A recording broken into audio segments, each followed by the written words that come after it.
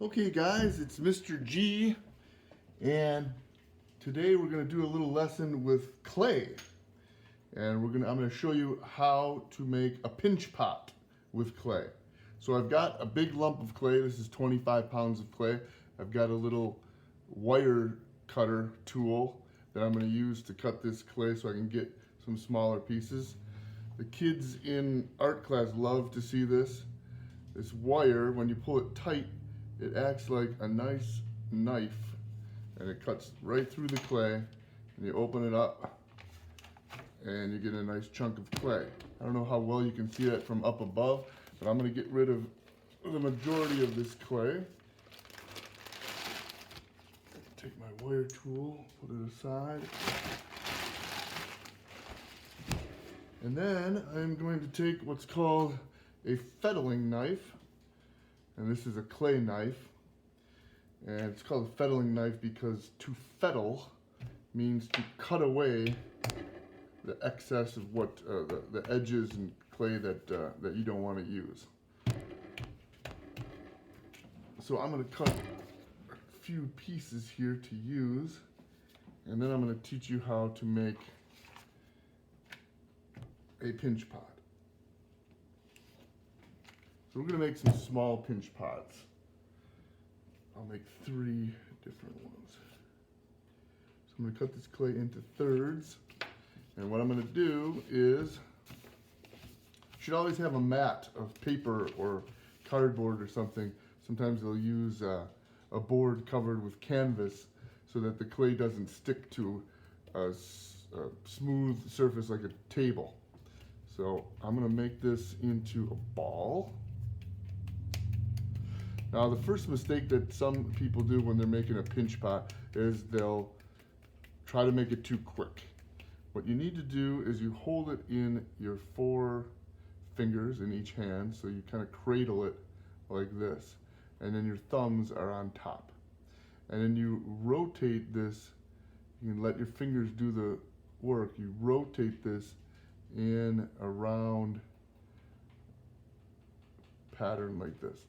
And as you do that, you gently just start squeezing with your thumb, with both thumbs, and you start making a little indentation. I don't know if you can see this, but it's going to become a half circle or a bowl shape or a pot shape, and that's why they call it a pinch pot. You really carefully pinch a little bit at a time. And like I said, some kids will get this and they'll immediately squeeze real hard, and they'll get big thumbprints in there, and it doesn't work the clay slowly and carefully like the clay needs to be worked. If you pinch it too quickly, you stress the clay and it's going to break later, or it's going to crack.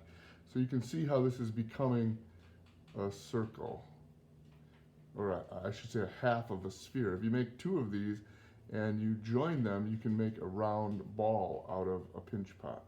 So I'm just going to continue, and as I keep doing this, the walls of this clay become a little bit thinner and thinner. You don't want to get them too thin, but you want to do it like this. Now, what I enjoy making out of a pinch pot, I make some mushrooms, and that's always a fun thing to make. Little mushrooms. You don't have to do much to it. You already have kind of something that looks like a mushroom top right here, and all you have to do is make a skinny stem type piece, flatten it out, and you'll have a mushroom that you can paint and color and maybe put a shellac coating on, and it looks really cool. You can have it inside the house, or you can put it out in the garden when it's warm out. So this is how it looks when you're done with half of a pinch pot.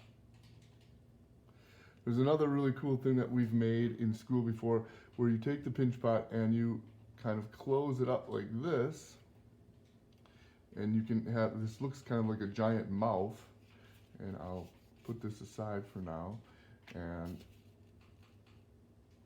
cut a little bit more clay. And you can make these clay pieces into a little round ball, 2 of them, and you'll have to score them and slip them, but you can put these, attach these like this,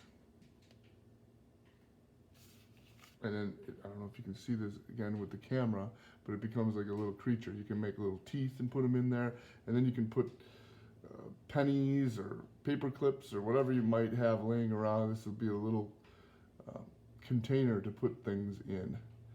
And like I said, you can't just make a ball and have it stick like this. You have to, what we call score, which is roughing up the clay a little bit like this. And you have to do that on both sides. And then unfortunately I don't have any slip made up, but that helps it to stick on there. If you press that in there, you're probably going to have to reshape whatever it is you're attaching. And then what I like to do is I like to take a tool and I like to weld this together. So you've got to bring the clay from one piece to the next piece, and I call it welding. It's not really welding, but it's welding clay. It's bringing the clay together to form one piece. And then it won't fall off when it's drying, and it won't come off when it's in the kiln as well. So I'm not going to take the time that I really need to smooth everything out and make it nice. But this eye is not going to come off now.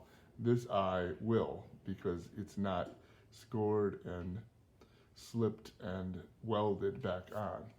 So that's one thing that you can make with a pinch pot, little creature. And I'll put that aside. And real quickly, I'm going to make a mushroom.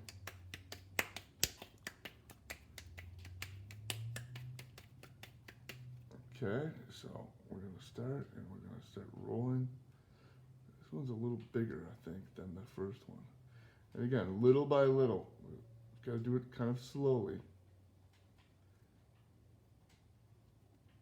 Keep it going around. If you notice one of the wall is thicker, then you might want to pinch that a little bit more so you can get a nice, consistent thickness to all of the walls of this half circle, half sphere. I love that word, sphere. It's hard to say. All right, here we go.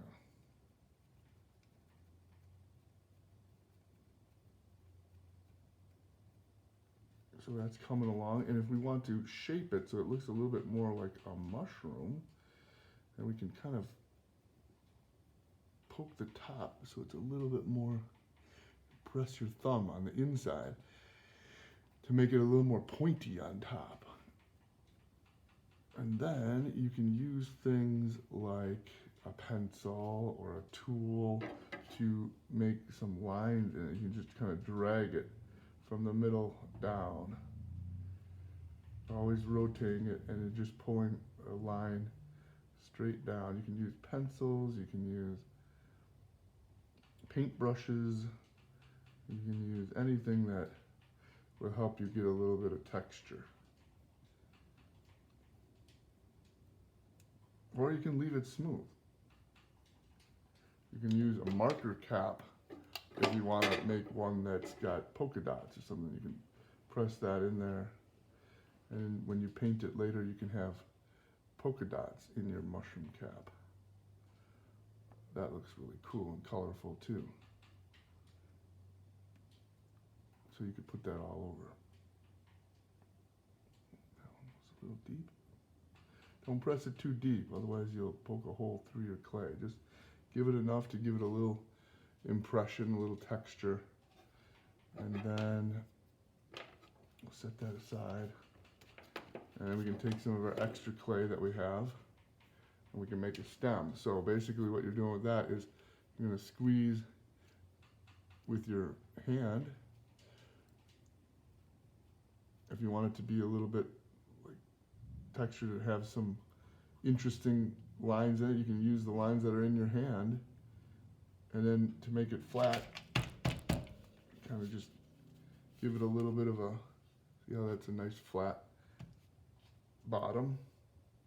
Now, this probably is not a good idea to have it dry like this, because while it's wet, the weight of this is going to push down on this.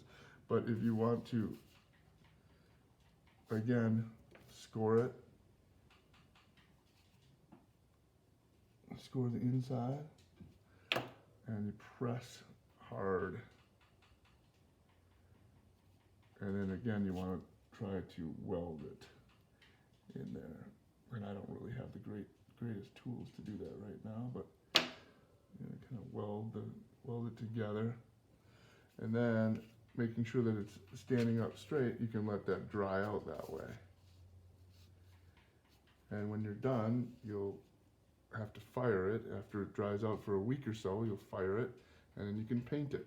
Now there's air dry clay you can get at a Walmart or an arts and crafts supply store. They've got air dry clay. The wet clay like this, you can really only get from a clay store, or you can order it from Blick or some of the online art stores. They're usually 25 or 50 pounds, so the shipping might be a little expensive, but most larger cities have a potter's shop or a clay supply store, a specialty clay store, so you can go there. I know there's some in a town near us. Here's one that I made a couple of years ago. This was a much bigger mushroom that I made, and this has a really cool blue glaze to it. This is the mushroom stem, so unfortunately it has broken, but I usually just set it out in my yard and just balance the top on like this, and it stays there, and it looks really cool. So that's my mushroom that I have outside. All right, we'll do a little bit more clay, but there's a couple things you can do. Now you know how to do a pinch pot. So have fun, and we will talk to you guys all soon.